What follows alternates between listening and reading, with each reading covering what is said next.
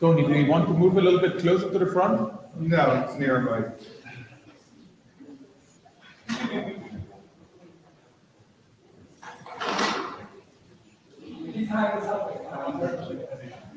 But I can't hear you humming.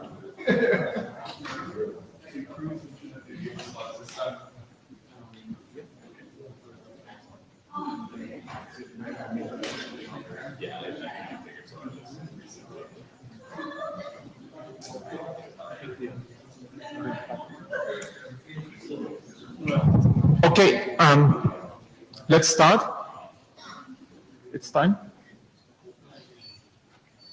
So as you can see, Derek is not here. Oh, the blue sheet. Sign the blue sheet. We need a Java, someone who can take a look at the Java in case, for example, Derek and others are there. Who's on Java? Please, someone. You don't need to write anything also. If nobody's there. Jeff, could you have a look at Java? Could you turn on Java to see whether someone is there? Oh, Kathleen might be there. Yeah. Can you do that? Can who could do some take some notes? Kiping, can you take some notes? Is that possible? Okay, cool. Kiping is taking notes. You've seen the note well. The slides are all uploaded, so you can download the whole bundle. So here's the agenda that I posted it to the list, I think, last week, and I only made one minor change. Well, one change, which is the rechartering discussion, which I put on the agenda. I forgot that. You've seen we've made a lot of progress during this year, wrapping up most of our chartered items, and so I think it's timely to talk about rechartering.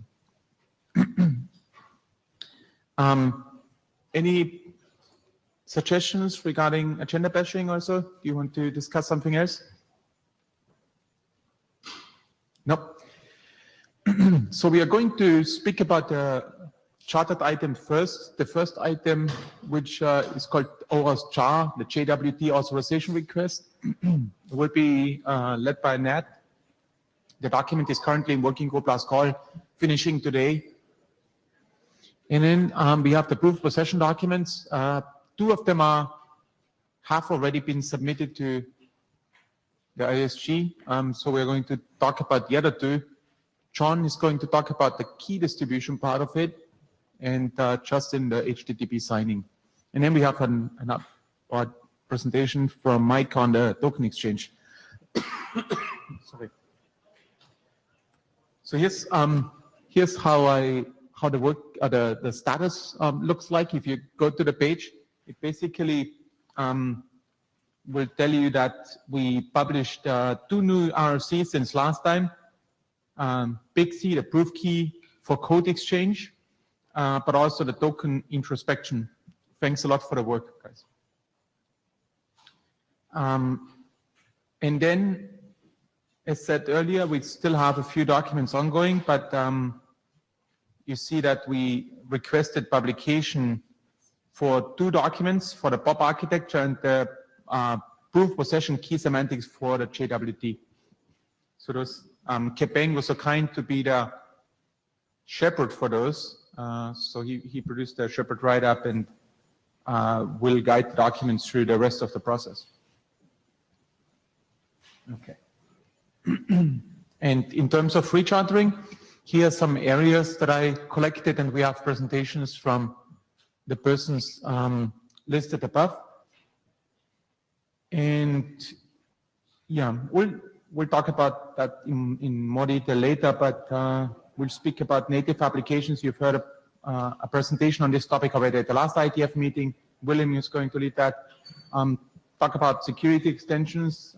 John, API management, Phil. I think I have slides for all of those. JWT claims about the device flow, which was submitted today, and discovery mechanism that we were supposed to work on already a long time ago.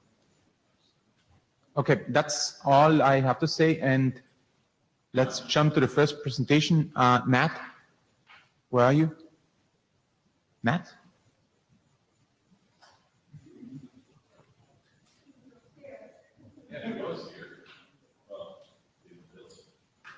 Okay. He forgot. Oh. Yeah. Just go straight up. Okay. Yeah.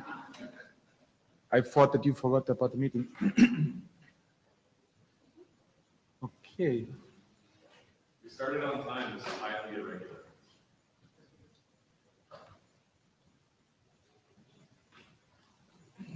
Okay.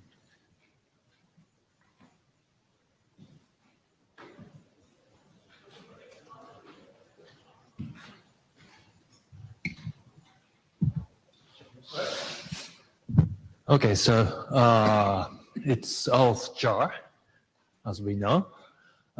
It's been a working group last call for 2 weeks, something like that. And so I'm going to talk about the status of it as of now. The working group last call has been closed yesterday, and I've just put up the comments that I got. Next, please. So unfortunately, okay, is it better? Yeah, much better. Yeah. Unfortunately, we've got only 2 contributions, partly because I guess much of it is actually part of what has been dealt with within the OpenID Connect specifications. So many of the involved people has previously provided comments, but still, I'd have hoped for more comments. What we've got were 12 editorial comments, which I think, all of them are going to be accepted, and 9 technical comments. Next, please. So I'm going through those technical comments, in the order of the chapters. And the first one was actually from Hannes. It was about. Nat, do you want to remind people briefly what the document is about in case okay. we are lacking context? So, OAUTH jar, JWS authorization request is that. So you all know RFC 6749, right? And RFC 6049, as we know of as OAUTH 2.0, uses query parameter as the authorization request. It's nice in the sense that it's very easy to create that request, but it has no integrity protection as it stands, and it's got a bunch of other problems as well. So this whole jar tries to address those. One way to do it is to put all those query parameter stuff in and convert it into JSON and use JSON web signature to turn it into token and send it over to the authorization request as the authorization request. So it's going to be tamper-proof, integrity protected, and so on and so forth. And jar has 2 modes. One is request, direct request by data itself, and then another one is request by reference. In case of a request by reference, you just send the reference to the token so that the authorization server can go and fetch that the actual request through the provided URL. Okay, so that's what the OAUTH jar is. Yeah? I think so. When you say like it, not that anyone gets the impression that the parameters are actually not integrity protected and so on, because there's still transport layer security underneath it.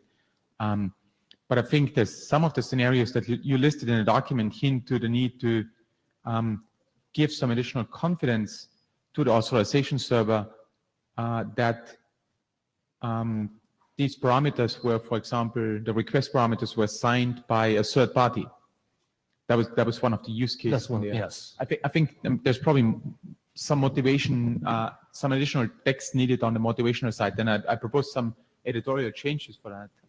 But I just wanted to double check, which relates to some of the questions that you had on the slide. Justin, Richard, just to follow up on that, I mean, the main thing here is that this is dealing with a request that's going in the front channel, which therefore goes through the browser, which therefore cannot fully rely on TLS to hide from intermediary parties, because the browser itself is always acting as intermediary party and can potentially muck things up. John Bradley, one of the attack scenarios is a hostile user, because in some cases you have a identity provider and a relying party and they trust each other, but if you're an attacker, being able to modify the authorization request may give you an advantage. So this enables you to stop the user from actually being able to modify the request. And SAML has exactly the same thing for pretty much exactly the same reason. Yeah, and it would be good to state that in the document somewhere. Introduction would be a good place. Yeah, so the request or comment on the introduction was to add more explanation to that effect and to add more clarification. Also, as it pointed out that the replay attack threats to the statically signed request object. The statically signed request object thingy is closely related to what Hannes mentioned as a third-party signed thing. The third-party signed request object pattern is actually used in many places, including German EID system. Often the similar pattern is used to obtain the consent on the release of the personal data, but the user usually don't know whether that request is conformant to collection minimization requirements, right? And in case of a German EID system, the relying parties are given some kind of signed blob, so that they can prove that the privacy commissioner has actually approved that request as conformant to the data minimization or collection minimization principles. And we can do something similar to that with using this facility. But since the blob or the main body of the request itself will be static, right? So that there are some concerns as to the replay attacks. Now, when we are using the statically signed request object, we actually are providing, sending states or nonce type of things in addition to the request object. So it should, in principle, protect against the replay attacks, but it's not explicitly stated in the introduction. So I guess you wanted to have, Hannes, you wanted to have something like that in this introduction as well, right? Yeah, because while there's obviously a lot of context in the heads of the people who worked on it, and also in OpenID Connect and so on, there will be other readers who don't have that sort of background. I think it would be really useful to motivate some of the design decisions. Also in the ISG review itself, I think this would be beneficial. Yeah. So I don't think this is controversial. We are going to just add them, I think. On section 3, request object, there were a couple of technical comments which were on some discussion here, provided by Brian. The first one was that it's unclear whether the request object can be JWE only, right? I mean, if you don't won't need any kind of non-repudiation stuff, then you obviously don't need it to be signed before, encrypted, because all the JW encryption is ADA. So it's got the integrity protection kind of built in, right? You want to.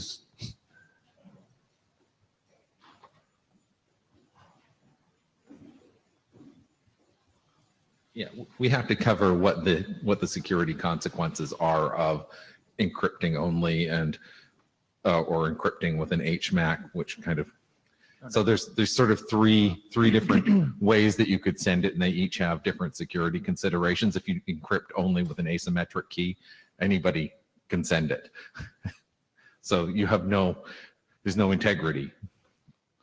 No, if it's encrypted, it will always be integrity protected. I don't think we allow encryption only. Well, yeah, but anybody can encrypt it. So yes, it would be integrity protected, except that anybody can create it. So right, it wouldn't be. So it's a different such a great benefit. So encrypted with the HMAC. No, you can't encrypt it. So if you encrypt it with a symmetric key, yeah, then you have sender integrity, because the other party had the key. If you encrypt it with an asymmetric key, everybody knows what the public key is, so anyone could encrypt it to you. So yes, after it's encrypted, it can't be tampered with, but anybody can create a new encrypted object that contains anything. Yeah, everyone can obviously use the public key of the recipient to encrypt the data. Yeah. Right, which doesn't tell you who sent it, which in some cases is an important security consideration. So we need to explain that there are sort of three different options. There's signed, encrypted with with a symmetric key, and asymmetrically encrypted, or signed and asymmetrically encrypted, and what the consequences of those are. Right, and the question here on the table is whether we allow encryption only without, previously JDAV signed. Mike? Mike Jones, Microsoft. I think you should allow all the options. It is certainly no worse than sending the parameters in the clear, which is what a standard request is. And there's a privacy advantage to not disclosing what the request contains. So there is a reason to do encrypt only. The syntax of JOT supports it. There's no reason to preclude it. So I guess, what do you want to do? We can certainly, make it possible and clarify that and have some security caveats in the documented. Sounds like we need some text on Right. the So security consideration section. It needs to be in the security considerations, and what the security consideration of encrypt only with a symmetric key is different from the security consideration of encrypt only with an asymmetric key. I don't think we should preclude either of them, but people need to understand the consequences. Yeah, and specifically if it's encrypt, I assume if you use AED cipher then you will also have, with the encryption, you will also have the integrity protection. But right, all the ciphers have that. So what we are going to do is to clarify the text to allow JW only, and then list those security considerations for different patterns, right? Guess we've got consensus on that, at least in this room. Well, we post the text to the list and then see how people react to that. Yeah. All right, so that's the next step for me. Next slide. Channeling Brian Campbell. The integrity protection of the AEAD algorithms shouldn't be overstated, which is what John is saying. The draft allows for JWS with the none algorithm inside a JWE. My question is really about if JWE only with the request payload as the claims is allowed. Yes. So the answer is we're going to propose text to the list explaining the security considerations that a asymmetrically encrypted request object is probably an edge case, but probably has utility where you only want to have confidentiality protection of the request parameters for some reason. Okay. I wouldn't do it myself, but somebody might. Okay. So the second point was that Brian pointed out the conflicts with pop key distribution draft. The pop key is this draft requires old parameters to be in the request, and then and that old parameter is supposed to be the authorizations. The value of the old parameter is supposed to be the authorization server. It's talking about, so the authorization server is receiving the JOT, right? And it's the audience of that JOT. Now, the pop key distribution draft is also requiring. Is it requiring or should or? It's optional, and it's yeah. to a different endpoint. But Brian has a point that since we have an audience, which is actually a requested audience, i.e., where do you want the token to be good at the token endpoint? At some point, it'll probably strike us that the same thing is useful in the implicit flow, which means that we need to add the same thing to the authorization request, and then at that point we have two claims that mean a requested audience and the audience of the token, which would conflict. So it's probably better to fix it now. Right. And my opinion on that is that old claim defined in JOT is the recipient of that JOT, right? So right. When we did, honestly, I did the pop distribution draft. It was, we were looking at it as a query parameter. So resulted in that the claim being in the token. So it was just that we didn't have a broad enough perspective on it. I know. So if Brian wants it changed, since he's about the only person I know that actually uses that parameter, I'm okay with it. Right. So my proposal is to change pop key distribution draft to use something like road instead of old, requested old, rather than just.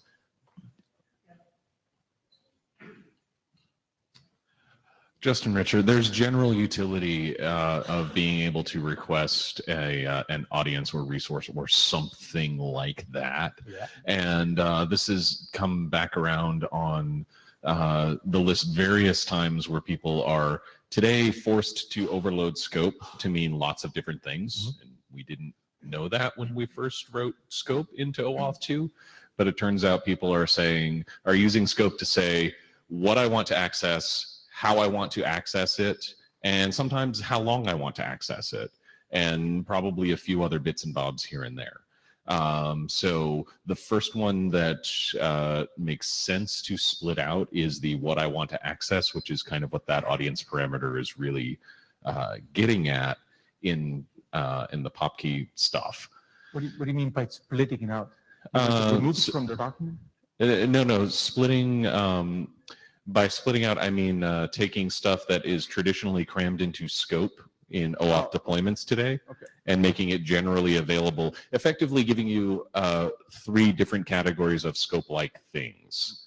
And yeah, that's something that I think that we should consider as a general utility extension for the group as a whole, not specifically bound to either this or PopKeys or anything like that. Yeah. So you would, but because funny enough, it was a separate document for some time, and then we said that we would dump it into the proof of possession documents, and now you're suggesting to take it out and have it again as a separate document. I think a number of people have suggested pulling it out because it is more generally applicable than just proof of possession. But now I fully agree. Now we have more people's attention on it.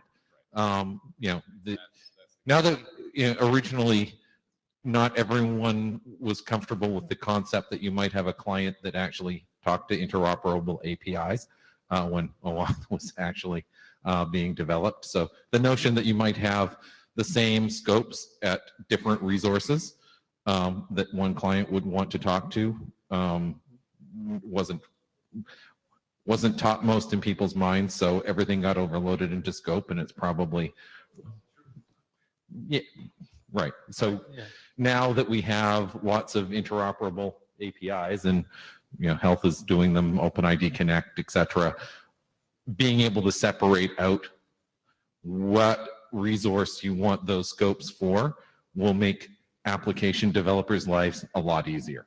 So we should just have it as a separate document.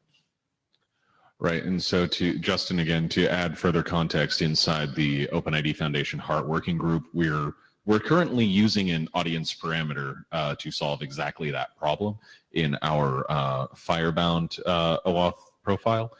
And we will, in HEART, we will happily follow whatever the OAuth working group decides this thing should be named. But we are currently calling it OD2, which does conflict. Right, conflict, yeah, right. So my opinion is that we should be able to express requested OAuth and resulted OAuth separately. Right. Okay. Okay, next, please. Are we okay with this? Well, it's not part of this document anyway, so so we just, in this specific case, we just need to make sure that we don't have a conflict in a name. Right, but the thing is that probably this document doesn't need to be changed. This one doesn't need to be changed. Right. Others. We can talk about that as part of proof of possession key distribution later. Yep. Okay, so and for 2.1, there's a portion. So much of this specification has been converted from OpenID Connect. I and John tried to be to distill it to be only the OAuth specific stuff, but looks like there are some leftovers. And Brian pointed out that the 4.2.1 doesn't apply to this one. It's just OpenID Connect specific, so drop it. I have to really evaluate it, but if it's the case, I'm open to dropping it. Section 5.2. So it's talking about something like request object signing out and other bunch of parameters, but he's suggesting that they should actually live in the registration draft instead of here. I'm not so sure about that. That's a discussion because it's about the object request object signing out is actually. We should, John, again, we should just define it in this spec as being registered in the IETF dynamic client registration in the IANA registry, and that will take care of it. This is Justin. So whatever document is actually responsible for that that parameter name in the registry is the one that's going to get referenced and stuff. So yeah, just point to the value, point to the registry, and that should take care of it. And then Mike?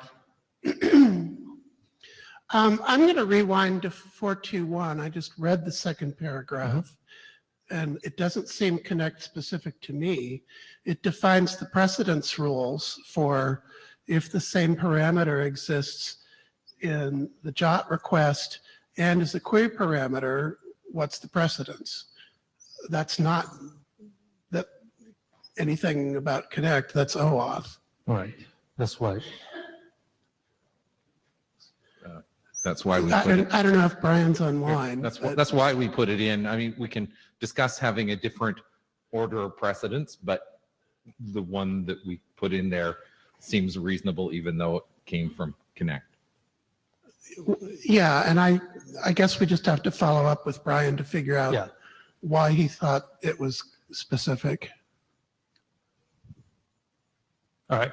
So I'm going to, in 5.2, there are also a bunch of parameters which hasn't been registered in the IANA registry from any of the specs. So we have, examine all those parameters and make sure that they are registered somewhere.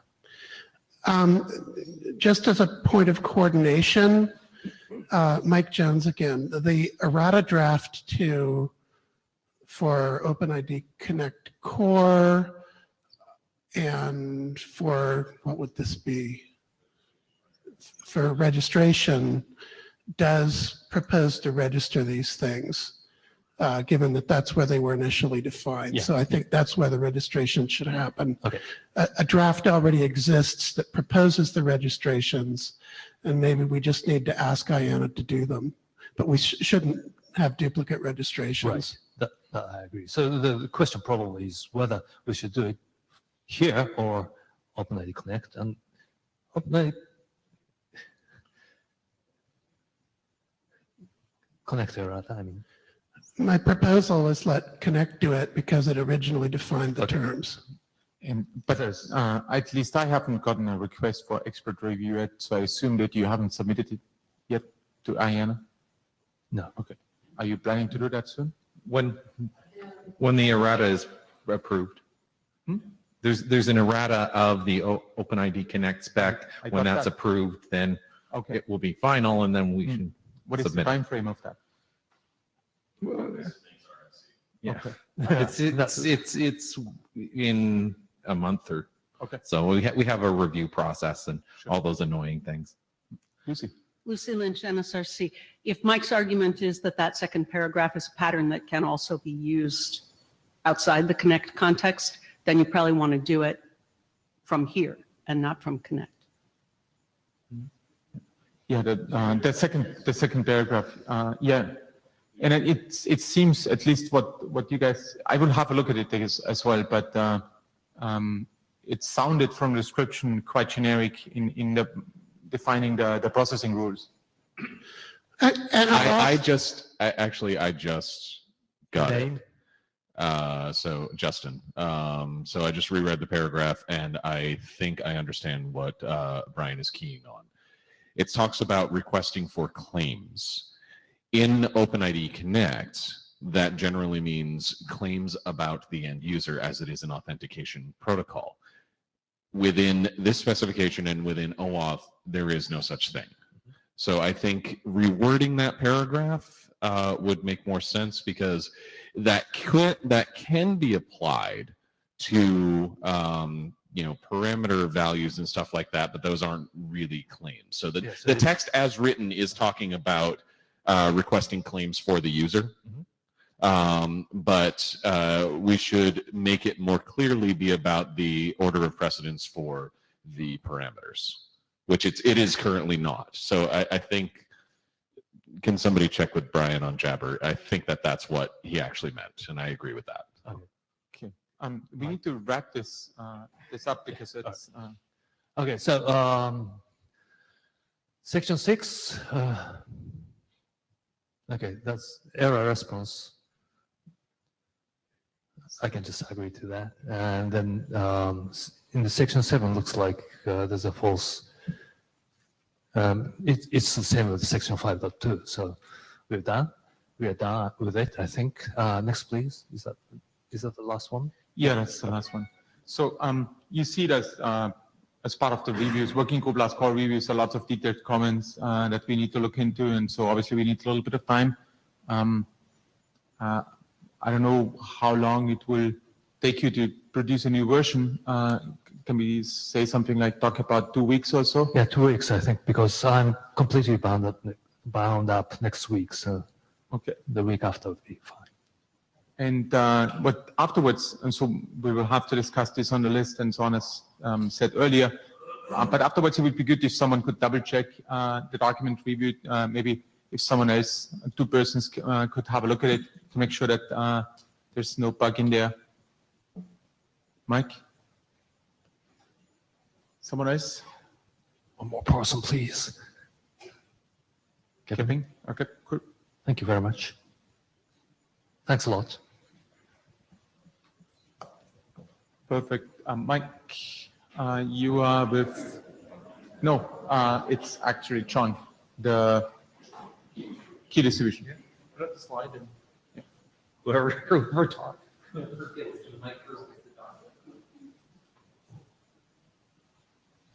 That was this one.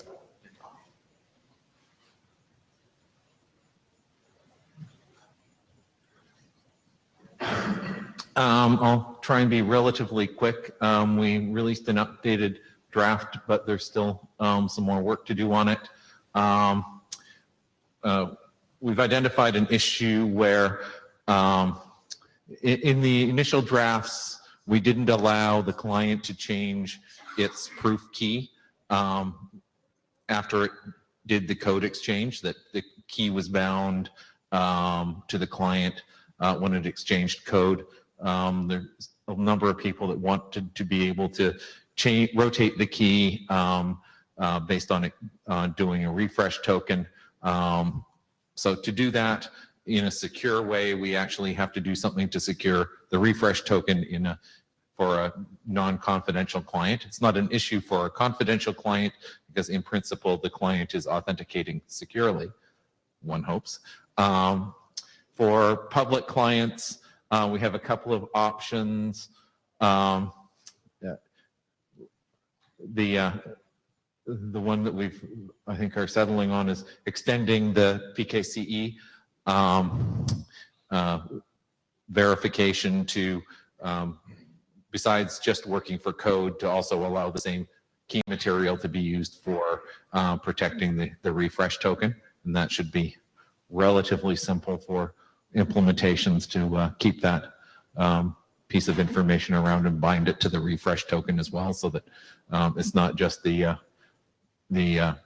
refresh token itself as a plain bearer token that's being used to reset the key material. Which, you know, if we make the access tokens proof of possession, the attackers will of course move to the next obvious place, which is attempting to compromise the refresh token.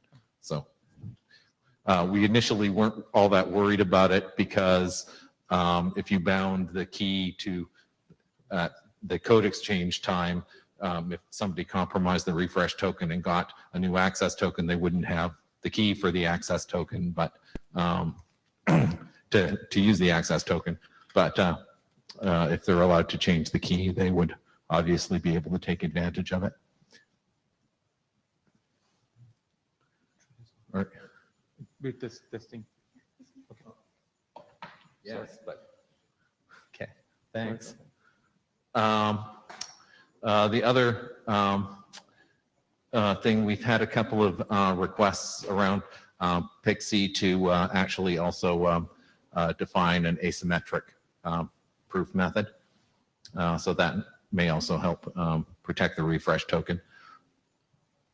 I think that's it for, we need more reviewers, more feedback on the updated drafts, and hopefully we can push this ahead relatively quickly. I was trying hard to forget, but Tony did also raise an issue today around TPMs using symmetric keys and being able to send a wrapped symmetric key back to the server. So we don't have that in the spec. I agree that we should add that. Yeah, Tony Nadlin, I was just going to comment on the spec. It doesn't seem to be friendly towards clients that want to generate their own keys. Say that in this particular, I'm just saying that the current draft is not friendly for clients generating their own keys. It allows clients generating asymmetric keys because it was obvious that also would work. symmetric. But for symmetric keys, the original argument, I think, from the person sitting next to you was that we didn't want, yeah, it's his fault. That people were nervous about clients generating weak symmetric keys and or using the same key all the time because developers are lazy. But certainly if clients have a TPM and can if you had a TPM but exported the key in plain text and then passed it over the channel, you're not actually achieving very much. So it makes sense if we define all of the key wrapping material so that you can actually use a TPM for your symmetric key and do HMAC signing. Yeah, I think there has to be guidance, as we were talking about before, to make sure that you're just not using some static stuff to do this. So along with the appropriate security considerations, and you're going to get us information around the key formats exported by the TPM and such, so that we can, because the TPM is unlikely to give us a JWE encrypted JWK. That's correct. That's in TPM 1.4, I think. Okay, but it's going to use CBOR. Yeah, Justin Richer. No, we're not using. Anyway, so to follow up on some hallway conversation that we had about this topic and to bring it to light to the rest of the group, there are two parts to this. One is the need for language that says basically, if you have a very strong way to generate a key and if you're smart about using it and stuff, then you can be allowed to do that. Which is what you were just talking about. But I think we also have to require wrapping and sending it to the server if you're going to. No, I don't care about that. The second part, though, is the fact that we actually have to set up very clear precedence rules, because there will be some ASs that don't want to accept any client keys and some clients that don't want to accept any AS keys. And I think that we need to decide and define upon a very clear set of precedence rules.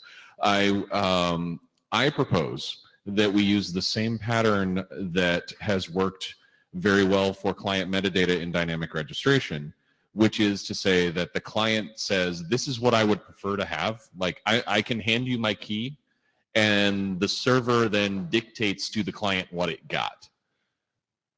So it's the authorization server in OAuth is God, effectively. It has the final say on the entire transaction. So I don't think that that's an unreasonable precedence order. And this is something that for sort of more tightly knit ecosystems, you can enforce by only particular client IDs or particular software statements are allowed to register their own keys, and everybody else gets what the server decides instead. Right. So we have to. There's no language for that. Yeah, we have to have some sort of signaling so that the authorization server knows whether the client actually has a TPM. No, heavens no. I don't think we need that, especially not in band, because then we're going to get into a multi-hop. Well, I claim I have a TPM. Well, do you really have a TPM? Going back and forth and like, this is my key. No, your key's not good enough. Give me a new one. Okay, fine. Here's this key. Well, okay, that key might be okay. But if that key's not okay, I'm just going to give you one anyway. Well, I don't like your server key. I'm going to go make my own key again and see if this makes you happy. And it's ad nauseum key exchange. So I think that a very, very simple one-shot exchange is our best bet, our best step towards sanity. And I think that is client expresses a preference, server dictates reality. Right, but the clients may be on different hardware, so the server may make different decisions depending upon. Right, and the only way that it's actually going to have a hook to know that is from the client ID in the registration context, because a client claiming that anything in band isn't really going to help. It's going to have to be bound by some other trust decision, and the best way to do that in an OAuth ecosystem is binding it to the client ID. So there are other means. We could do that, but the question is whether we want to do that. I think that we need, right. I think we need a simple one-shot exchange. How the authorization server decides what to do may be determined out of band, because somebody may have, God help them, installed Intune for all of their devices, etc., and know what the hardware configuration for a given client is. So there's potentially different ways of doing it. We just need to consider how that stuff gets communicated. Right, and we need to pick one. Yeah, Tony Nedlin. So we have the case where we'll be sending an attestation from the TPM up along with the key. So that will be a one-shot deal where they can evaluate, the AS can evaluate the attestation and determine where the key actually came from. Right. So Currently, we don't have a field for the attestation. I know we're going Right, to that's the point I was making. that's why Tony is going to give us information on the wrapped key formats that are available from the TPM so that we can somehow describe that in a sensible way. Please let's not make the client presented keys anything but jocks. Well, I hope we make it a little bit more generic, so it's not just. It may be something wrapped in a chart. Tony, Tony, I hope we don't make it sort of very specific to TPMs and. No, I'm not. I'm not a TPM person, but we have to support them. That's great to hear. So you trust some person. And not an ARM person either, not a trusted execution. Okay, so so some of you might be totally bored by this discussion because you're probably we have as I mentioned, as I showed in my initial slides, we have this sort of document bundle that represents this proof of possession stuff, and we finished 2 documents, and so obviously we are deeper into this territory already, and so we are sort of as you can see on the fly hand wavy creating some new things here to deal with the refresh token, and specifically an attack, sort of a threat where the client is not able to keep refresh token, access tokens secret on the platform itself. And so that's what so especially talking about. So especially on server applications, I'll call out Buffer, a popular Twitter aggregator who had all of their access and refresh tokens stolen from their database because they left the passwords for their software as a service database in their source code, which was available on GitHub. So there are a number of large OAuth clients that have had their entire databases of keys sucked up. So in order to protect them from themselves, being able to actually have the refresh tokens and access tokens protected by keys that are in TPMs or some other offline storage will greatly improve the potential security of a lot of cloud services. And so you see that's what this is about. It's previously we had already text in there to deal with the leakage of the access tokens. But now if a client also has a refresh token, obviously if that one leaks, then he could get new access tokens. The current draft assumes that you can't change the access tokens, the keys that are bound to the access tokens anymore. But if we make that change and also want to protect the refresh tokens, then we have to provide a proof of possession functionality. And so I'm not asking you to sort of accept or disagree with the presented approach, because that's all there is at the moment. So you will have to wait till you see some specific text on the mailing list just to make you aware of like what we are trying to do, and also incorporating some of the comments that Tony posted to the list and the ones that were discussed earlier. Cool. Okay. Thanks, John. I'll just stay here. Talk to somebody else's line. Justin. Okay.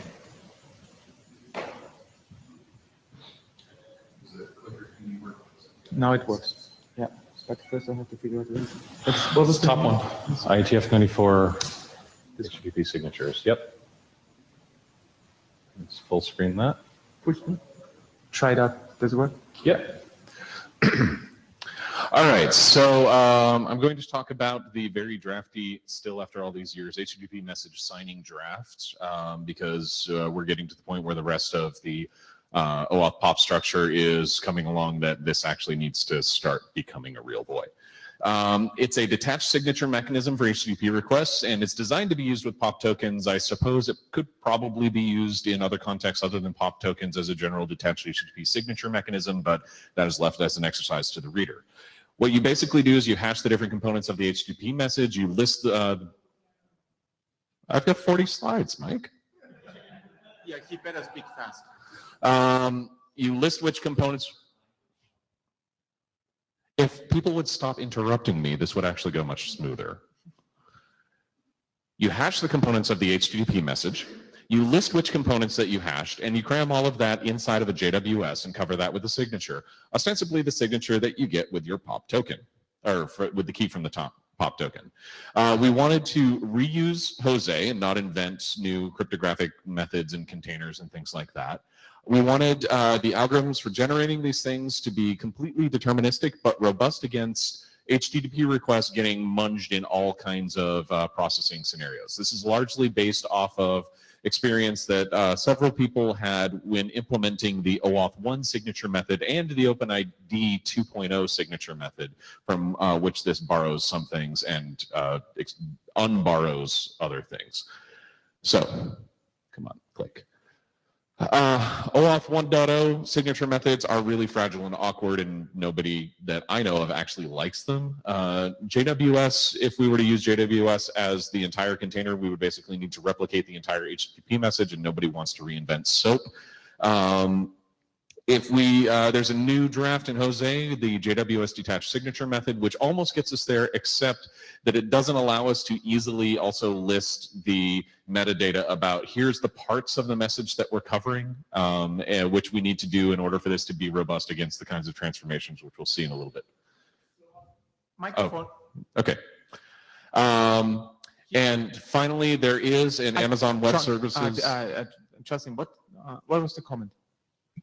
The comment was that I speak slowly. Oh, good point. I'm going as slow as I can. And finally, there's an Amazon Web Services signature mechanism out there. We looked into that a little bit, but it's very specific to the Amazon API, as it turns out, which works great if you're Amazon, but we're not. So, like I said, the draft itself is drafty. So as I was putting this presentation together, I filled in a bunch of the parts that I realized were missing from the draft in the examples that we're actually going to be looking into. And it doesn't actually work yet, but this will give you an idea of what at least we're shooting for.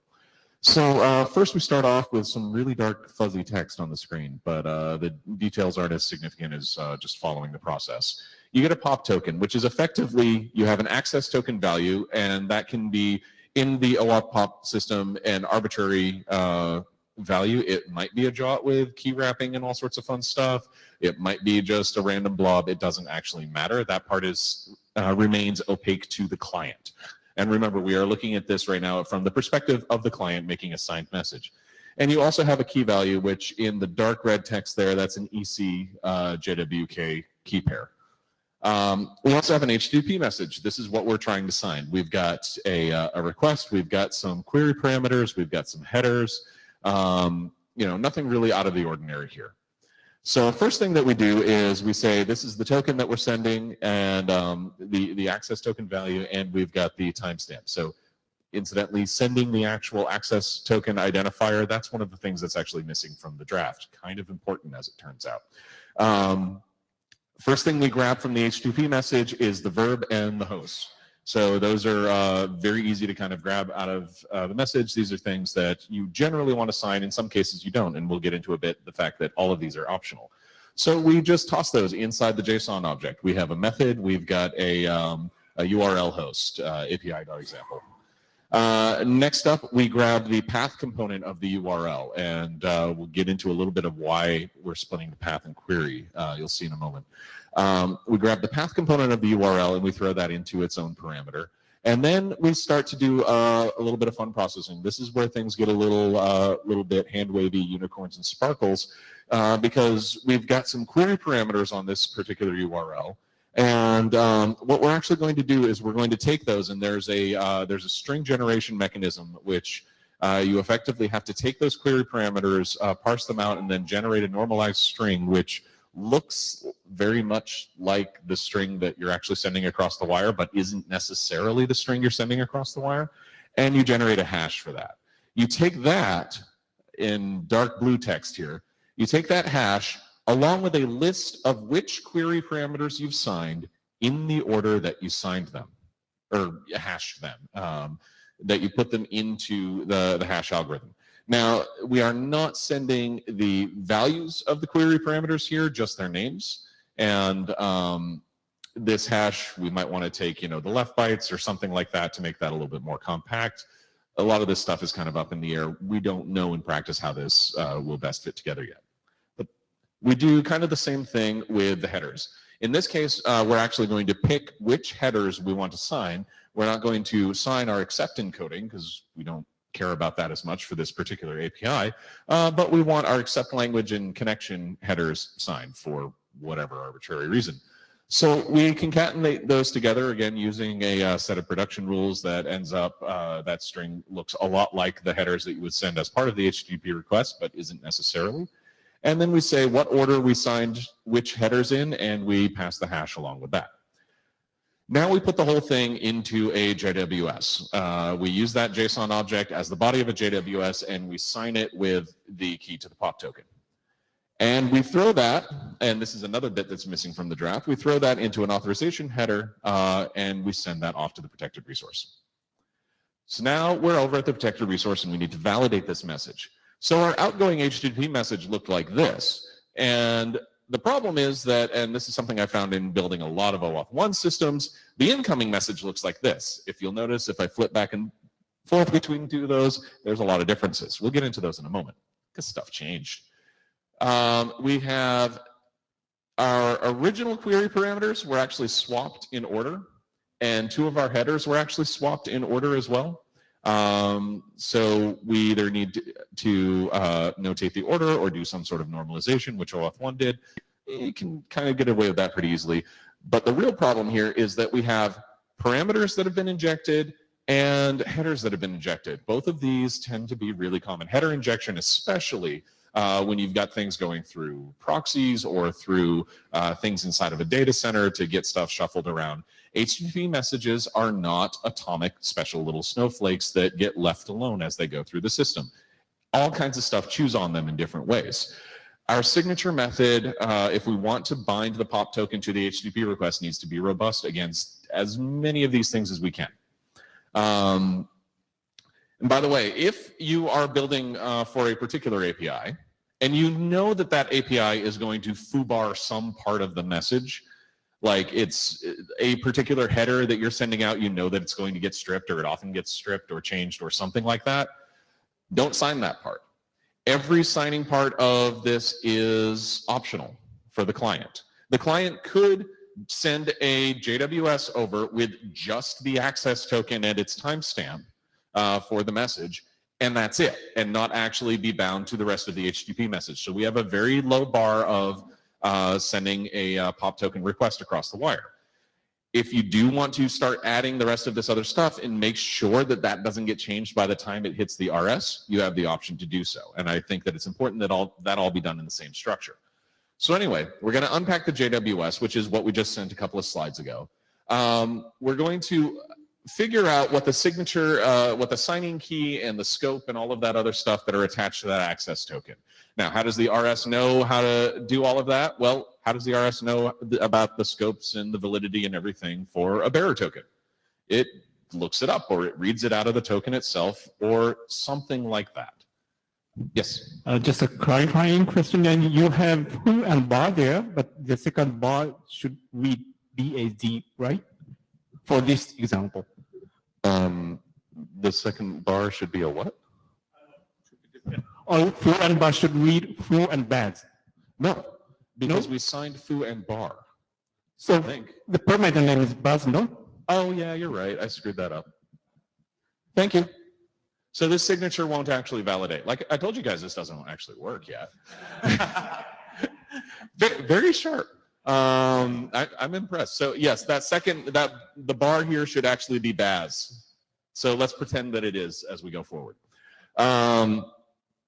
Anyway, so we have the same methods available to us that we have for bearer tokens, which are, generally speaking, look it up in a database, unpack it from the token value itself, because this can be a job all on its own, or do token introspection or magical pixie dust of some type.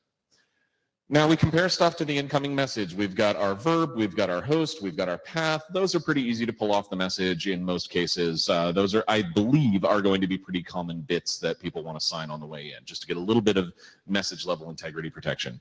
Now the screwy stuff happens. Foo and baz get pulled off the off the wire here, but we actually leave this view equals default, this extra parameter that got injected on us. We don't even touch that. We ignore it in terms of the signature calculation. Additionally, we know what order Foo and Baz were signed on the way in, so we can actually regenerate that string that the client generated. We have all of the information needed to generate that, or we would if that were syntactically correct. We do the exact same process for headers, and I left that out of the presentation, but you go and you grab the headers and you put them in the right order and you do the same string concatenation kind of thing and calculate the hash. If the hashes match and the signature validates, and remember the signature covers the hashes, everybody's happy and we're good. This has some very big weak points as it stands right now, not the least of which is my Baz typo. But it does have a normalization scheme because we are fully admitting that the HTTP message will be modified by somebody. So we have to have this normalization scheme. One of the biggest problems with that is that when we're normalizing the query parameters in the headers, we need separation characters, we need which leads to boundary attacks, and all sorts of other fun things that can happen across those strings. I would really like this to be a lot more robust against that kind of stuff, but still be implementable by the average OAuth client programmer, which I understand is a very, very high bar or low bar. There's a bar involved. And it's really easy to get normalization schemes wrong in very subtle ways. Having debugged any number of OAuth 1 implementations where, for example, hex digit encoding for the percent encoding is done in uppercase versus on one end and lowercase on the other end, sometimes by the same library. It's really easy to screw this up, and I want us to be very, very careful as we're going forward that we make this kind of hard to screw up. It should be dumb and dead simple to make these strings and throw them into a well-known hash function that's available all over the place. There might be encoding issues. I don't actually know. JSON strings have multiple encoding types. I mean, we might have some weird stuff going on in there. The fact that we're using JSON inside the body does help us because we've got full access to Unicode strings. We don't have URL encoding issues and things like that. Very, very few escaped characters inside of a JSON string, but yeah, there might be something there that we haven't realized. I'd like us to actually chew on that for a little bit. One very big omission, and I don't know how to solve this yet, is what the heck do you do when somebody repeats a header or repeats a query parameter? I have no idea. Because if you're listing out things in order, if you're listing out saying like this is what I signed and this is the order that I signed it, if the order of those things gets swapped, you're kind of screwed on the far end with the scheme that we have right now. There's probably a more cleverer scheme that we could use. So Mike Bishop, I'll point out a related area to the repeated header. HTTP allows you to take repeated headers and concatenate them with, I think it's a comma. Okay. So that could be your solution, but that could also be another problem you don't handle. Right. Because an intermediary is allowed to do that for you. Right. And so ultimately this kind of gets into the optionality of it, is that if you have a repeated header, or just don't sign it, maybe that's a problem that we don't solve. I don't actually know. Or concatenate it before you sign it, but you got to make sure that you concatenate it in the same order on both ends, and you got to make sure that is actually robust. So, other than Mike. I'm Yuta Koiba. I'm a little bit confusing about in which abstraction level you are talking about the request, and in which level interpretability must be taken, because you are using the term HTTP, but in HTTP definition, the query is just a unstructured string. It has no structure, and at least HTTP proxies will not change query parameter in any way. But of course, if you are talking about the HTML-based, web-based interfaces, that structure is actually defined by the semantics of HTTP, not HTTP, but the HTML web system, form thing. So yeah, without defining such a well-defined abstraction level, we can also talk which things can be interpretable and which what kind of things must be rejected. So we are directly inheriting the HTML definition of path and query and all of that other stuff. The reason for that is that OAuth processing doesn't happen at the HTTP server layer in an application. OAuth processing tends to happen up at the application layer. Mm-hmm. Usually, not even necessarily usually, but often enough that it's significant, that processing happens after a whole bunch of stuff at the application layer has had a chance to chew on the incoming request. That view equals default, I put that in there as a little bit of a reminder to myself of my days programming the OAuth 1.0 implementation for a platform called, an open source platform called ELG. ELG has this very advanced view system, which you could pass in a view parameter to get like the mobile view or in an XML view or all this other kind of stuff. But if you didn't pass in anything, one of the first things that the ELG processing engine did before you could hook in and do anything else, it crammed view equals default into the parameters map. And by the time I got the request with my plugin to be able to process it and figure out if the OAuth signature matched, all of that had been done. And there was not a reasonable way for me to preempt that and get back at that original URL. So this is entirely based on that experience, and that's not the first time that's not the only time that happened to me personally. And I know it's happened to others. In that case, we should define what's a kind of a canonical representation based on the HTML-based technology, not directly on the HTTP, at least for the query values. Yes, exactly. And so, I mean, that's why we're saying, you know, use the query parameter definition based on HTML forms. So, you know, you've got the question mark, you've got the ampersands, all of that is based on the HTML forms. Absolutely. Question mark is HTTP. Yes, yeah. But the equal is HTML, so you must be very careful about the use of the terms so that readers will not be confused. Honestly, no, that's a side note. I won't go there. And actually, for headers, as he said, there is a kind of at least equality rule in the HTTP, but there is no canonicalization rule, so we should define something. But for repeated header, we have a definition in HTTP. I understand that there is a definition of how to do repeated headers in HTTP. Yes. What we have to have here is how do we deal with it. Yes. So we're not defining repeated headers. We're saying if there is a repeated header as a client or as the RS, what do you do? Right now, we throw up our hands and say, we can't handle that. If there is a robust way for us to address that, I would love to hear that. But as far as, if I'm saying wrong, please correct me, but I think there is no canonicalization rule. We just have an equality rule, so it's a bit. No, because it gets put into a hash. We're not repeating the headers. In that case, so we need it has to be exactly. Yes. We need effectively. This is a transforming canonicalization. Yes. That happens. Yes. So yeah. So anyway, and the last bit is that if you have an API where the order of headers or order of query parameters, if that actually means something, I don't personally know of any, but I'm sure some exist somewhere. We don't cover that case. You can say what order things, you sign them in, but making sure that that order is actually the same is a separate layer. Mike Bishop, HTTP doesn't guarantee that either. Right. So anyway, we don't really have a lot of running code for this. We've got a couple of things that implement bits and pieces of this. Like I said, as I was putting these slides together, I found holes in the specification. You cannot actually implement the specification as it stands right now and actually have something work. I'll guarantee it. But we don't fully know all the bits that are missing yet. I will guarantee that there are other corner cases of canonicalization or boundary attacks or other stuff that we haven't dug up yet.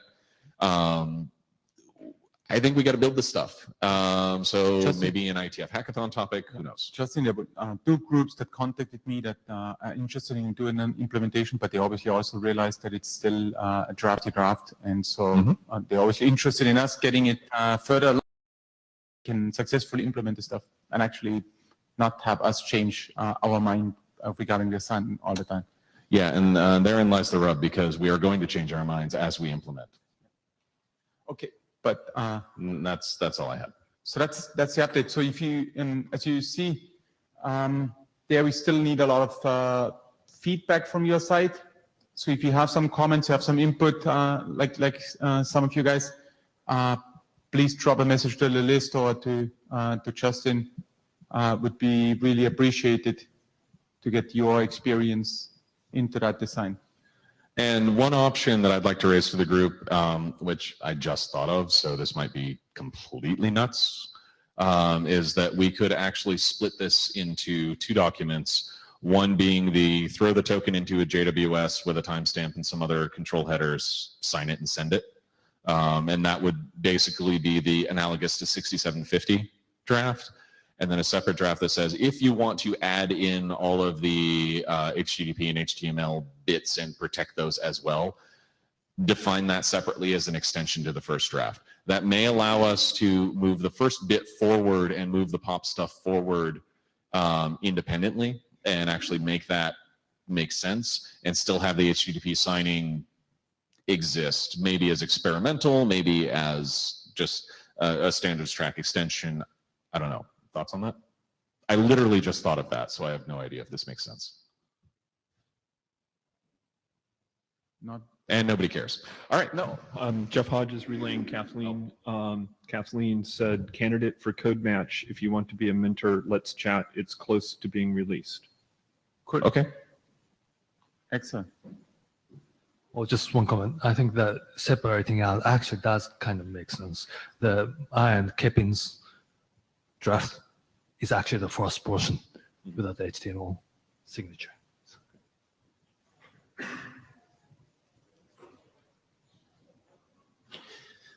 Hi, I'm Mike Jones from Microsoft, and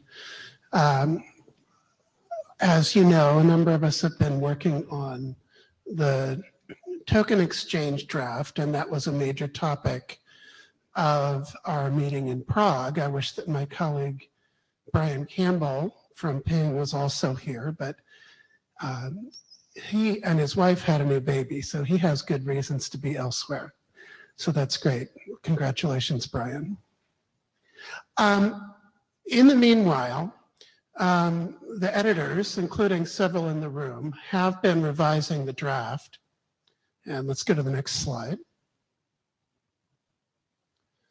And have a draft with a bunch of consensus changes in them in a GitHub repository dedicated to this draft, the URL of which is on your screen.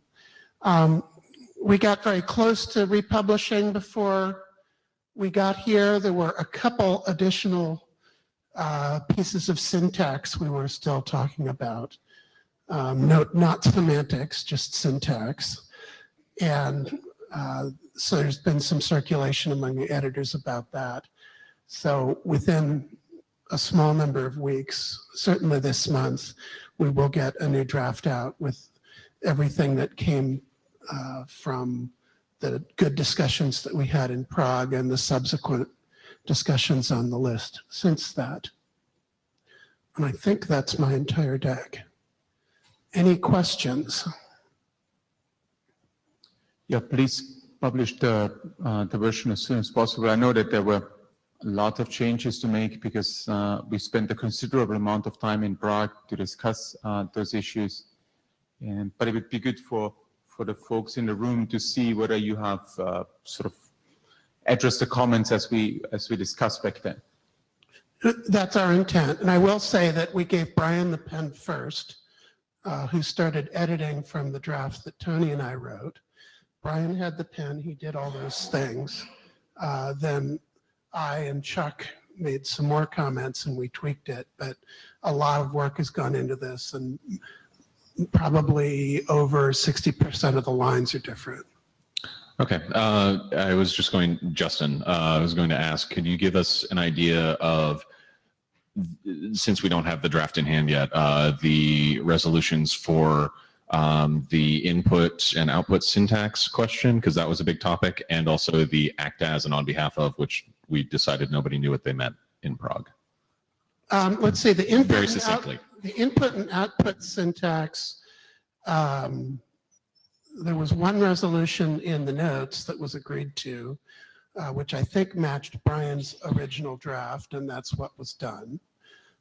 In terms of terminology, we did decide to use two different terms, the ones that were discussed in the meeting in Prague, and they are in the draft. And off the top of my head, because that's not what I've been looking at lately, I'm not going to try to pretend that I am authoritative in what they are, but look at GitHub. Yeah, what I'm going to do is to post that part of the meeting minutes again to the list, and Brian or you could respond on how some of those things are being resolved. There's I think most of them were, when we post, I think it would be appropriate then to do sort of a point by point. This was Right. addressed this way. This was addressed that way. yeah, I think that would be a good approach. Fine. That's all I have on that. Good, thank you. So those are the documents that we need to work on. So the first document that Nat presented is in working group last call, and the other ones are work in progress. The token exchange is further along in the process compared to the HTTP signing that Justin just talks about, but looks pretty good. I start with the native apps with William, who talked about this topic previously, so we'll hear a little bit more about this. So the purpose of this discussion is to get a little bit of feedback from you on what text I should write for the charter, for the new charter, for the updated charter. And so it would be interesting to know on whether you've actually recognized some need on specific topics in yourself, in your deployments, on your product work, or whether you find some of the ideas sort of too early to entertain here. Okay, so that's what I would like to take away from that conversation. Oh.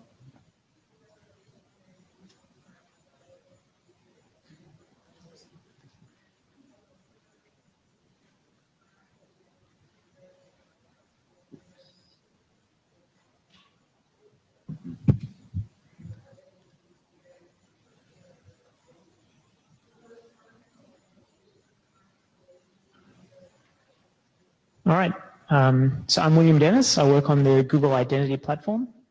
This is the team that manages the OAuth and OpenID Connect infrastructure, as well as some client libraries and an ID as a service. And I'm here to propose that the working group consider this best practice, a draft best practice in the recharter. So the topic is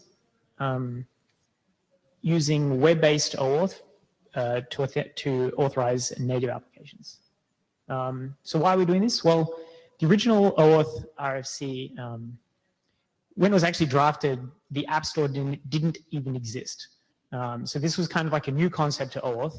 By the time the draft was actually finalized, there was a section that was covered, this section 9, but it's not very opinionated, and it doesn't really help people that are implementing this. It just kind of says like, well, there's external user agents and there's embedded user agents, and these are the properties of that and these are the properties of that, but it doesn't actually kind of help you make the decision or guide you at all.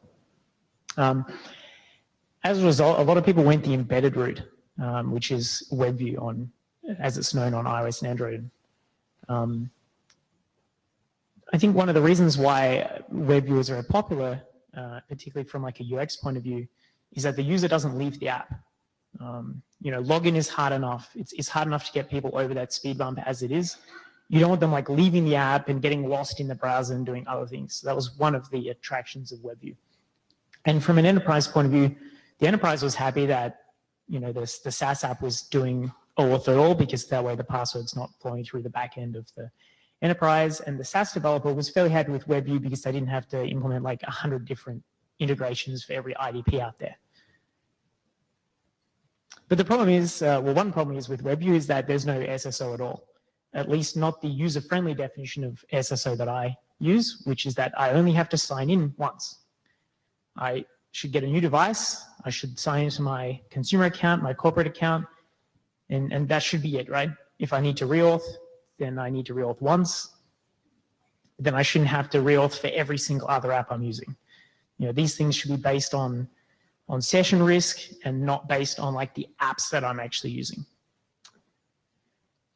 However, when it comes to the enterprise point of view, I think for an enterprise, the user is actually an employee. So they can kind of force their employees to even use something that's bad UX because they have no choice. But that brings me to the next point, that WebView is also incredibly insecure. With WebView, the host application can record every keystroke that the user writes. The host application can copy the cookie jar. So it's a bit like this, and I apologize for not having the copyrighted Simpsons actual reference, but it's basically having a sign that says like, hey, please don't do this. Take the OAuth token, that's the one you want, but if you don't, like, I'm just a sign, not a cop, and I think what we need is a cop. You might be thinking, like, if you're an enterprise, well, that doesn't matter because I trust all my developers, you know. Well, that's great. The problem is that you inherently have to trust every single line of code that the developer has in their app, not just the ones that they write. And there is a lot of SDKs out there that are just binary SDKs that people throw in their apps for various reasons. And you inherently have to trust all those apps. There was a recent case actually a month ago where Apple had to remove 250 iOS apps from the store that were harvesting PII information using private APIs. And even like big companies like McDonald's, you know, were caught up in this thing. Now, I'm pretty certain that McDonald's didn't set out to steal people's PII. They just wanted to make a little bit of money from an ad SDK. But that ended up being what happened. And so just imagine this third-party SDK can also just be injecting JavaScript into the WebView, harvesting the passwords, copying out the cookie jar. It's bad news. So if you are the developer, and even if people trust you, I would suggest that you don't want that liability. You don't want to be the app that leaks all your customers' passwords, and we don't want that either. So enter this new feature that arrived this year on iOS and Android, which is the browser view pattern. And the browser view feature in these mobile operating systems allows an app to present a view of the browser that's within their app, but is rendered in the secure browser context. So it's not actually part of the app process. As you can see, the implementations are almost identical. And as far as I know, there was no collaboration. It just sort of magically happened that we got both at the same time.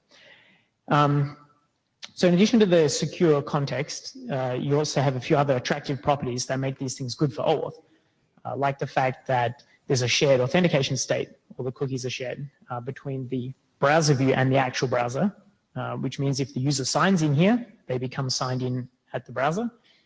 And if they're signed in at the browser, then they're already signed in here. Also, unlike before, I think I mentioned there was that UI nightmare, or the UX nightmare, where the user would kind of get lost or get distracted and start just browsing around the web. Well, the good news for this is that the address bar here is fixed, so the user can't change it. But it's also good that it's actually shown at all. Like if you remember my earlier slide, those examples of web views, normally they don't show the address bar at all. So one of the advantages here is that the user can actually see where they're authenticating. And another feature they have for the particularly paranoid user is the ability to open the same link in the actual browser itself. So this could be interesting for auth if you're particularly worried that maybe someone was even sort of phishing you and sort of faking this content here, that you could always kick out to the real browser. Not to mention the fact that if an app does pull this up and you see you're already logged in, then it has to be a real one, because if it was a fake one built with WebView, then you wouldn't have your cookies.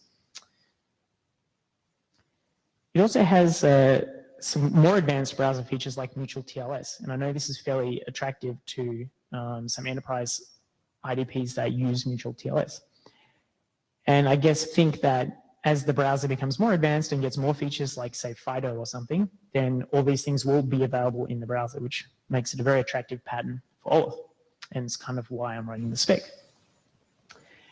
And I will note one thing that I'm not trying to do here is suggest that other techniques with native apps for getting tokens are bad.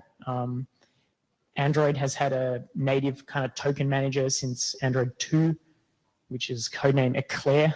I don't even remember that version. And I know Windows has some kind of token agent since version 10 as well. So I'm not trying to say that that's a bad pattern. This is really more about defining the pattern for web-based OAuth to use with native apps. Question, John? John Bradley, just a clarification in that when we did the OAuth specs, we said users should not enter their credentials into apps because apps can harvest them. This is the anti-pattern. We're doing OAuth so that users can be trained to enter their credentials into a secure system, WebView, or other secure operating system, part of the operating system, so that the applications don't have access to the username and password. All we're doing here is basically restating what's already in the OAuth spec and saying, look, there is a real security difference for developers between using an embedded WebView or using some other secure part of the operating system that isn't under some random developer's control. So this is nothing new. It's just taking what we were slightly vague on because things weren't as nailed down then, and we had Apple come along and say, oh no, everybody has to use WebViews. You can't actually flip out to the system browser. Just ignore what it said in the OAuth spec. So finally we have hit them over the head enough so that they actually now are agreeing that the preferred practice is what's in the OAuth spec as opposed to telling people to do something that was obviously insecure. They unfortunately were throwing people's apps out of the store for being secure, which was slightly problematic. Thanks for the comment, John. John's a co-author, by the way, of this best practice. Yeah, I guess to that point, like one of the reasons why I think it's worth going through this group and through the IETF is to make those points and to clarify those points and to have it sit alongside the original spec itself, so that we don't just have this slightly vague statement that we have like discrete action items that developers can do when they want these flows. All right, so a bit of an update in the last 4 months. Good news, Chrome for Android 45 was released, as was iOS 9. These are the technical prerequisites to actually deliver this pattern. So it's good news that both have been released. And the distribution is looking pretty good already. So on Android, approximately 93% of devices actually are eligible to getting the version of Chrome that has this feature. And on iOS, that amount is 61%. And the iOS trend is looking pretty good, so I would expect that value to be more around the 90% mark within sort of 9 to 10 months. And the good news is that 100% of users are supported through this technique. So you don't have to worry about the 5 or 6% that might be missing. What happens is if the user doesn't support the browser view, then it just flips to do the full browser switch. But the authentication continues exactly as before. Now that's a slightly worse user experience, but it affects a very small and a diminishing percentage of the user base. So I'm not expecting that to be a big problem here. Another update, Pixie, PKCE became RFC 7636. So shout out to John and Nat and my colleague Naveen, who worked hard at that and got and all you for supporting the spec. Pixie is a very important prerequisite for this pattern because it describes a way that you can protect the code grant from interception. This is important for native apps because that code grant goes on like an insecure app-to-app or inter-app kind of communication channel, which is traditionally a lot more susceptible than just like a HTTPS-based redirect. So it's great that this is now done. And in fact, with all these things being released and done, this particular draft best practice now has no references to other drafts or unreleased code. So that's great. You can actually start doing this today. And to that end, if you would like a little demo, you can grab a couple of proof of concept samples that I've written and try it out yourself. We also have a commercial product that's currently shipping that uses this pattern. John mentioned before there was a bit of an issue last year around rejections. So I think the good thing to point out about having this production product is that people are now using it, shipping code with it, and it's going through review. So it's a good test case. Sandeep here. I have not tried this out myself, but just a question. How do you, as a normal user, distinguish between a web view and a phishing-based UI from a malicious app?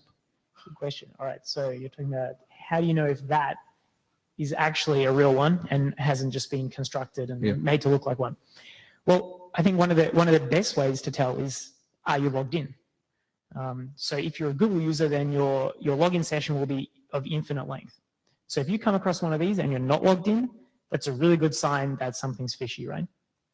But it's a different, it's like a Facebook login accessing some photo surveys or something else. I mean, it would be the same thing. Like you would expect to be logged into Facebook. So I would say that the fact that you're not logged in is kind of a risk signal to you that that maybe something's up.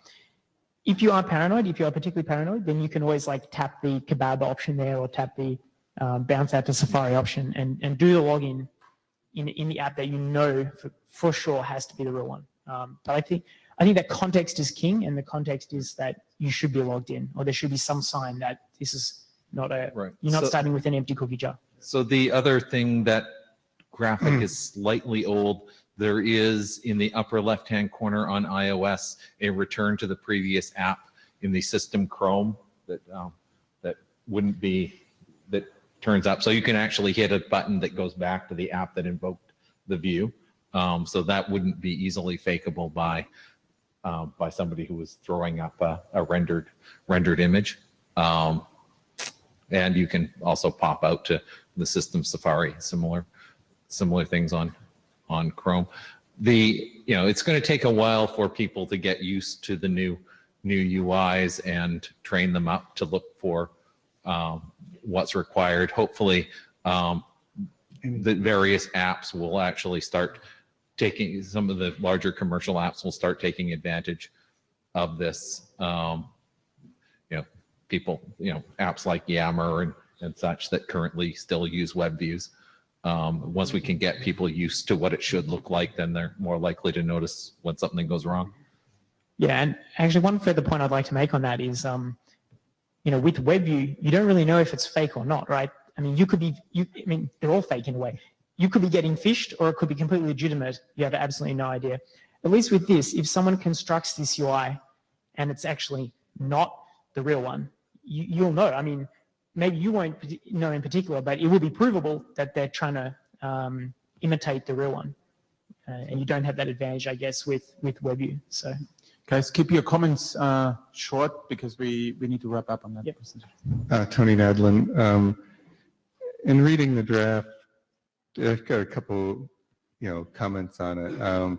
Basically, you have a pattern of doing the authentication over to the IDP, and there's a lot of cases where that doesn't exist anymore, right? The authentication may happen on the outside of the IDP itself. So I'm just wondering how you're going to handle that situation. The other one is, when you're dealing with enterprises and credentials and stuff, timeout types of values are still important, and that could screw this all up as far as trying to determine, your session lengths and stuff. Yeah, so I guess on the second question, the advantage, let's say if you do have a 1 hour timeout, I still believe I still believe that the advantage with this pattern is that you at least only sign in once every 10 minutes. So, once every hour, whatever, like. Jeff? Okay, Jeff Hodges channeling Eric Wallstrom. Eric says, I definitely support this pattern. It solves a lot of enterprise scenarios. Any progress on working on potential usability issues where multiple IDPs are called and potential another EID app needs to be started for the user to authenticate that we talked about in Prague? Question mark. No update on that particular question, but let's get in touch and continue that conversation. And you're saying take it to the list. That would be good, I think, for that one. Yeah. Just to answer Tony's other question too about multiple IDPs. So I think we actually have that situation at Google because sometimes we're a relying party. For a different IDP. And so the good thing is, I think in this spec is that, just as in the OAuth spec, it's kind of a bit of a black box. What happens during that authentication? You can redirect from Google to stanford.edu, do the authentication there and come back. And in fact, in that situation where you have that kind of chaining, I think this is an even more valuable pattern because then the user would be, say, in this example, signed into both Stanford and Google. So you kind of get even more single sign-on. If they then visit stanford.edu in the browser, they'll be signed in there just because they signed into Google. So John Bradley again. So from the enterprise point of view, this does allow for certificates, which allows people to correlate with MDM services. It also, by using the system, having multiple apps using the system browser, you can actually do session extension. What logout actually means on mobile is different to different people. And once we have FIDO2, which is being admirably chaired by someone in the back of the room, with that being moved to the W3C, all of the hooks are going to be in that browser. So we want the apps to be able to pull up the appropriate system browser and be able to use FIDO authentication that's built into the device without having them be forced to implement new APIs in the individual apps. I think it's a better abstraction to allow the OS to actually handle that, and the enterprise can decide whether they want to use whatever FIDO authentication method they want to use as part of the browser rather than pushing that down to the SaaS app. But it's an interesting discussion how it's going to be played out and what the best part of the operating system to do it. But this is better than having people pop up web views, and which forces people to do, God help us, Kerberos authentication on iOS and all sorts of horrible things to even figure out what device the person has. John, come over here, you and the next presenter. And we need to wrap this up because otherwise... Okay. Yeah, thanks for making that point, John. If I can just quickly just talk about that enterprise case, I think that's a very valuable case. So we've seen this quite a bit where an enterprise may have an MDM set up and they've pushed down these client certificates to all their phones. Once you've done that, I guess you have two options. Developers either have to all change their apps and support this type of authentication because you don't get client certificates in web views, or they can just do this. So anyway, for your consideration as part of the charter. Thank you. Sure.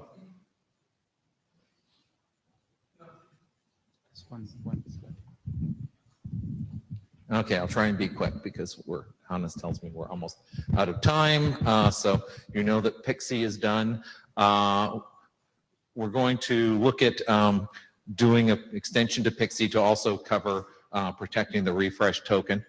And part of that may be defining an asymmetric Pixie challenge method. So Pixie is modular. You can define new challenge and verification methods. So right now, the Pixie verifier is passed essentially unencrypted on the channel to the token endpoint, which is about the same security as client auth.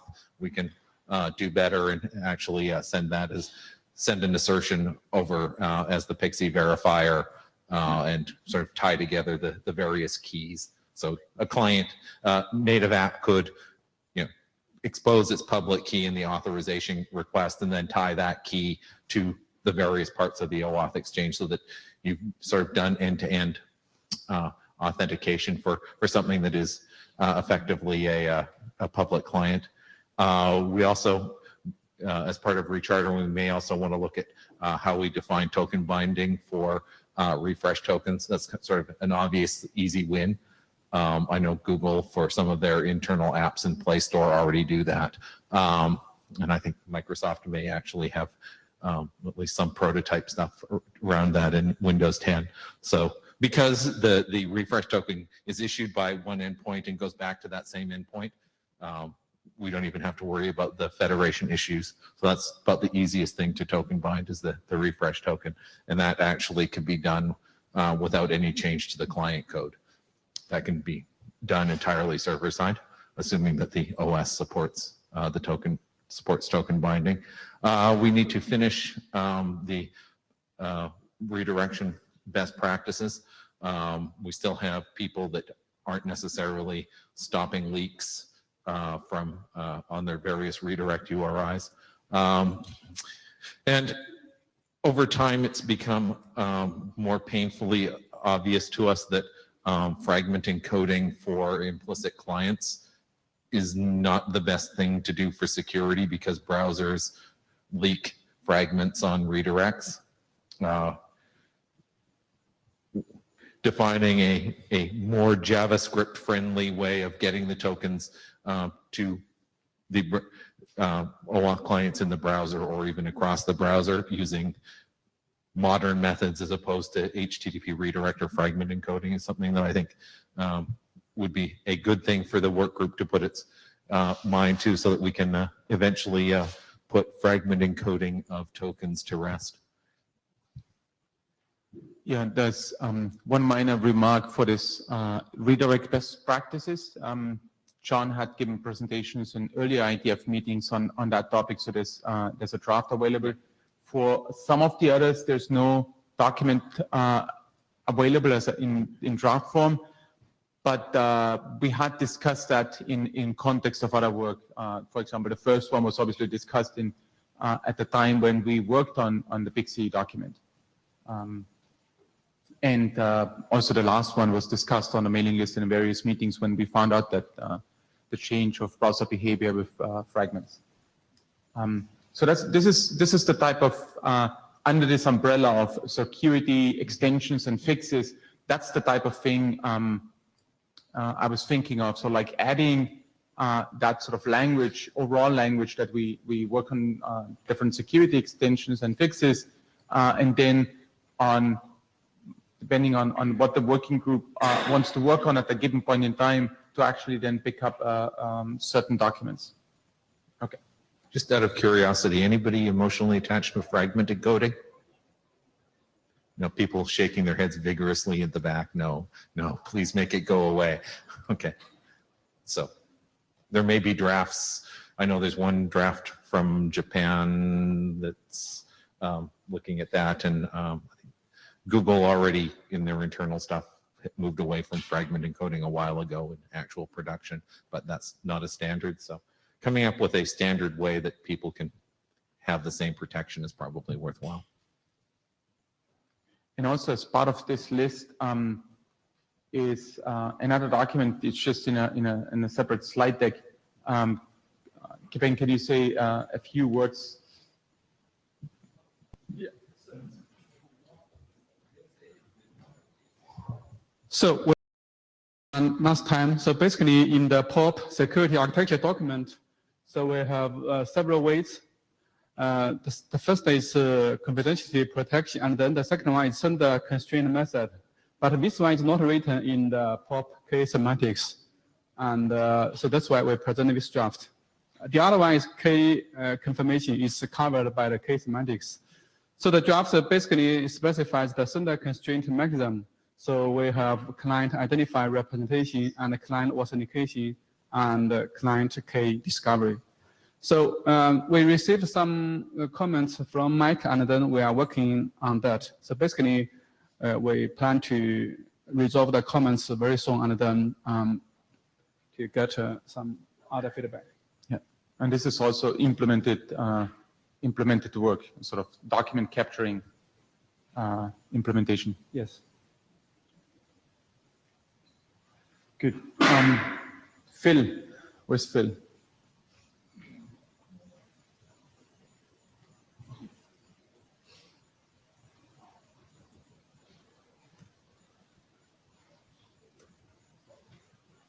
So congratulations, OAuth is successful, and I'm now starting to get calls from software developers I work at Oracle.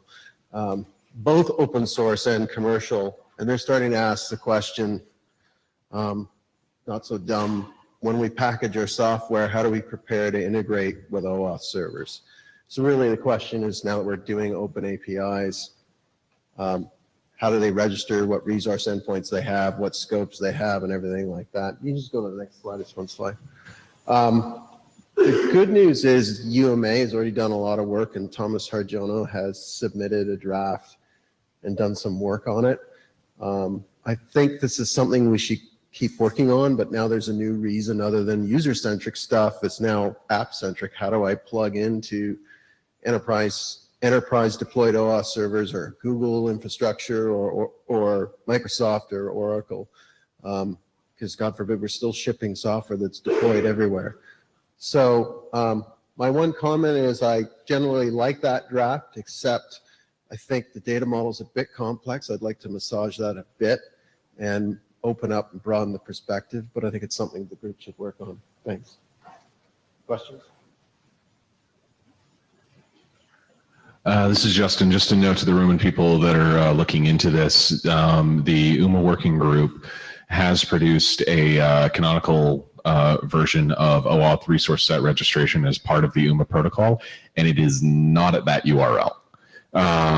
It is actually at a Kantara URL, and Phil, if you want to start a thread on the list, I'll be happy to throw people the URL to the real version of the UMA spec for people's education. That was the one. Okay. Yeah. So post it to the list. Yeah. So the history here is that the UMA working group used to submit IETF drafts to keep things in sync. But they stopped doing that several revisions ago, and there have been changes to the draft that I think will be important to the discussion. Yeah, and I'm not sure we're going to want to do the same thing. I think this, right. We'll have to figure out if we can. Yeah. Right, exactly. So the UMA draft is an UMA draft. It is an UMA specification, and but I think it's a very, very important take because it is being used and it is complete in its own circumstances. Tony Nadlin, not sure what you're getting at with the second point there. It's real. Yeah, that it's real. And I don't think that's going to change at all. I mean, everybody has their own sets of scopes for their different, I think that's something we have to talk through, and can it even work? That's why I put it there.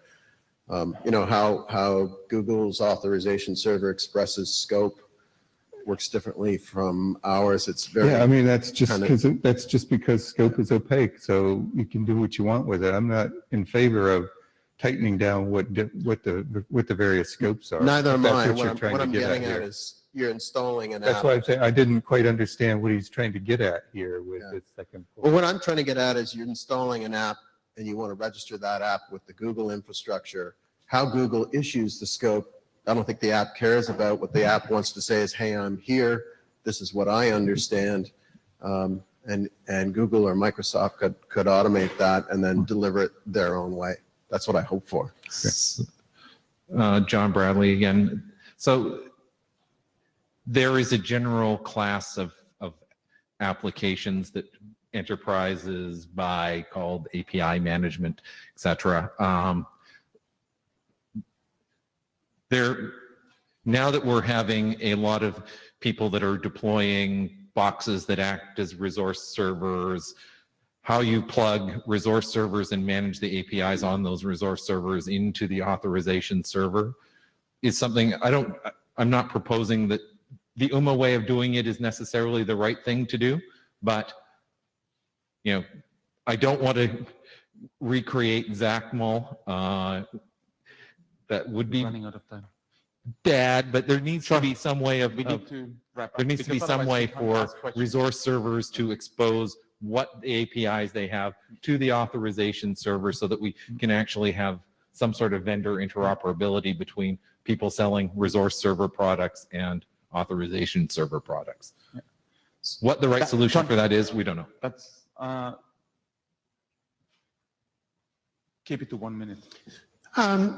In under 1 minute, there's a simple little individual draft that Phil and Tony and I wrote, which just describes a piece of existing practice for one JOT claim. Next. That existing practice is a set of authentication method reference values, descriptions of particular authentications that are used in some deployments, and we decided to write them down and establish a registry so that others could use the same values to mean the same things if they wanted to. Next. The only other thing that I think Phil and Tony and I had talked about doing to the document is adding some rationale that this is just existing practice. This is not intended to be an exhaustive list of everything that could be there. There's a registry for that if you want to knock yourself out. And we're requesting that after recharter, the working group take this on because it's very closely related to one usage of JOT, which we produced. Thank you. So that relates to the work we in general do. Like we define these claims and we registry for it, and now we people want to add values to that claims registry. That is device.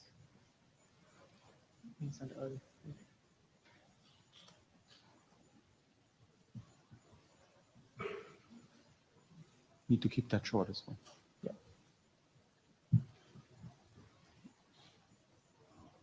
Okay, so the device flow was a profile of OAuth2 that was in the original draft way back. Then it got moved to a separate draft where it kind of withered and never was actually published. Despite that, both Google and Facebook actually implemented it and Microsoft, sorry. So we actually saw there's enough interoperability. We're wondering if we should reboot this spec basically and bring it together as an actual RFC. Looking at the implementations, I haven't looked at the Microsoft one yet, but I got a message. We're about 90%. Apple also implements it. Right. Do you know if they're fairly close to the spec or? No, I don't know those things. Okay. Well, anyway, so yeah, for your consideration as part of the recharter. That's what it looks like if you don't know what the device flow is. It's like you put it on a TV and you get like a URL and a code to enter. And then once you enter that code, it's just a normal OAuth flow basically, as far as the user is concerned.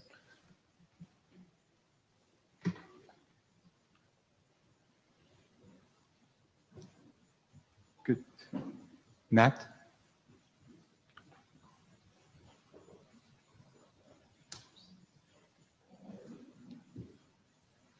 You're not going to present 6 slides, right? Keep it short. Okay, so this is our auth method, which is closely related to discovery. This, yeah. In a nutshell, it allows the clients to discover the first, as long as you've got the first endpoint. In principle, it's going to be authorization endpoint. Then you can follow the subsequent through the hyperlinks. You must have heard of Hateos, right? In that principle. And it follows RFC 5988 web linking principles, but 302 redirect that we use can't use the HTTP response header.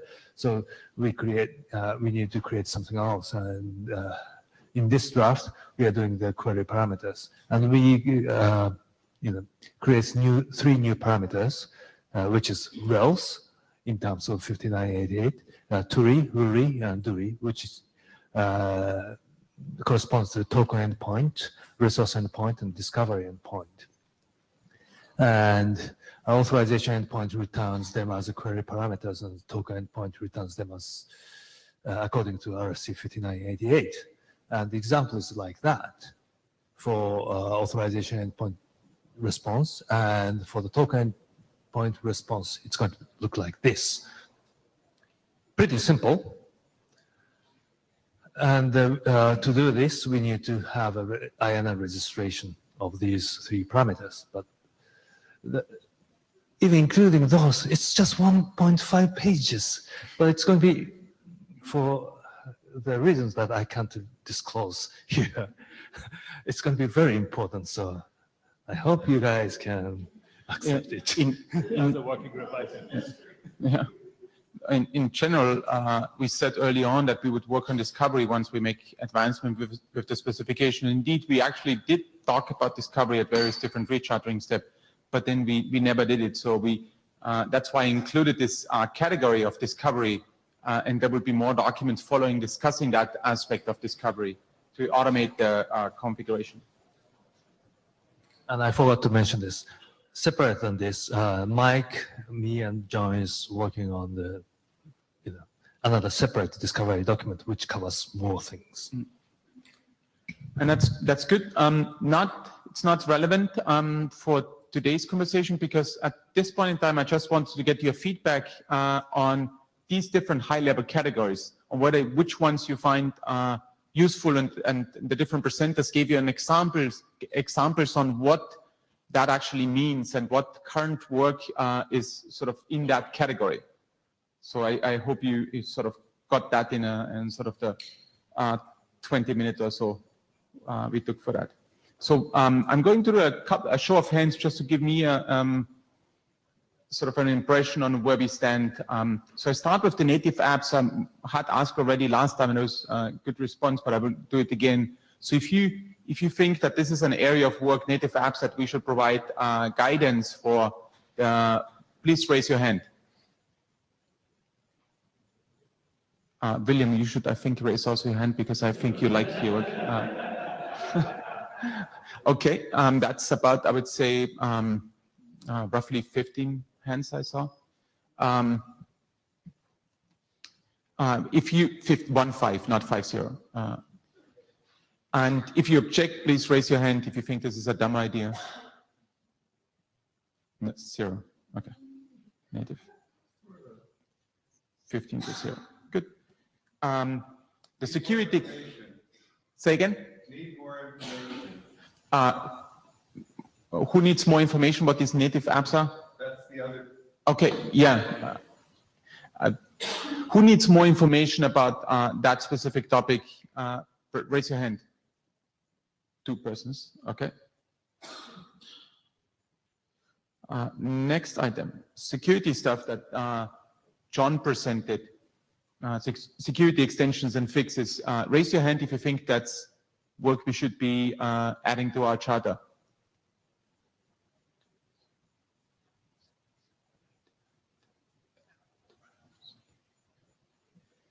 I count 17.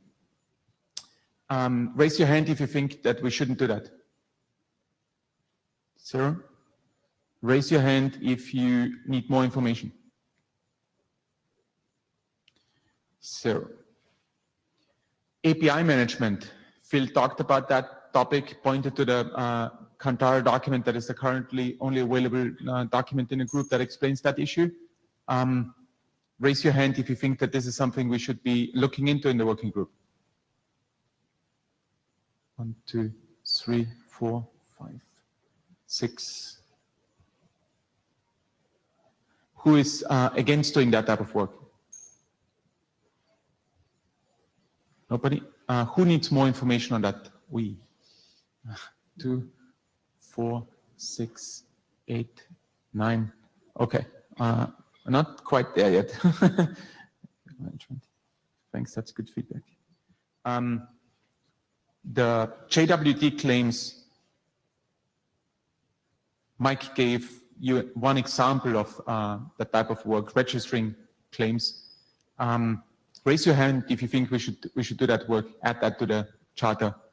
1, 2, 3, 4, 5, 6, 7, 8, 9. I see 9 hands up there. If you're against it, please raise your hand. Nope. If you need more information, 1, 2, 3, 4, 5, 6. 6, sorry, 6 hands. The device flow that William talked about. Raise your hand if you think that's important work. 1, 2, 3, 4, 5, 6, 7, 8, 9, 10, 11, 12, 16. If you object, raise your hand. So if you need more information, 1, 2, 2 hands. Okay. And the discovery that was presented last, discovery of various different OAuth-related resources. Raise your hand. 1, 2, 3, 4, 5, 6, 7, 8, 9, 10, 11, 12, 13, 14, 18. From Jabber, Nov Modike, +1 on discovery. Okay. And earlier, way back on the very first one, Eric Wallstrom was a +1. Okay. Awesome. Who is against doing discovery in the group? Nobody? Who needs more information on this discovery topic? 1, 2, 3, 4. 4 persons. Perfect. I think that gives me a pretty good sense. Clarifying comment. It's not that I think that I need more information on Nat's discovery document. I think there needs to be a broader discussion of discovery altogether.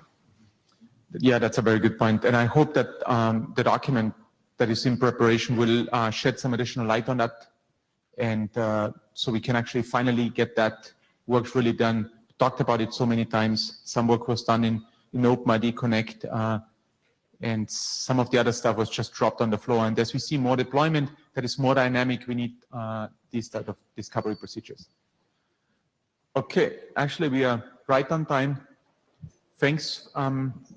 Hi, Hannes, just to clarify, so the subject constraint belongs to the second one, right? Yes.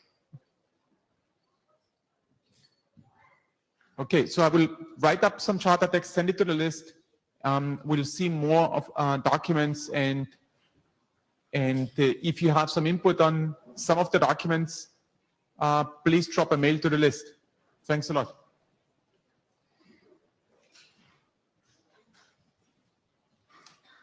Kepeng, can you send me the minutes?